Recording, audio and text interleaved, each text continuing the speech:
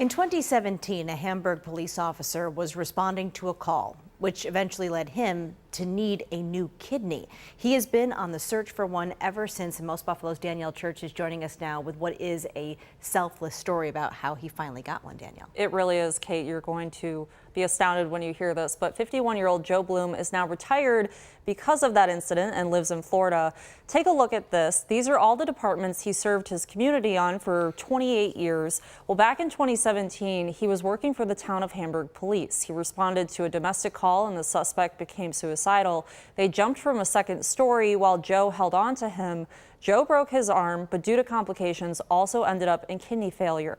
Joe's partner, Andy Hochwater, had also responded to that call. They were partners for 10 years and became more like brothers. Andy tried to give Joe one of his kidneys, but ended up not being a match. But on June 4th, Andy got a call from his family in Largo, Florida. His 35-year-old nephew, Greg Crow, had died in a motorcycle accident there.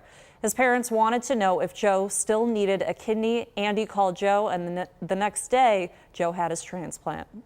Now that you have the kidney, do you ever think about Greg? Oh, absolutely.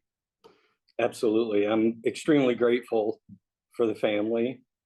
I guess Greg had a motto of people helping people.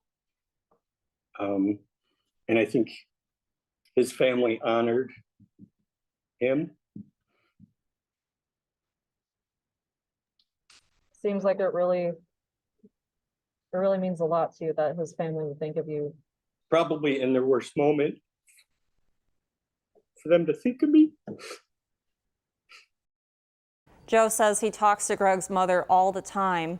Joe also has a son who's just a few years younger than Greg was.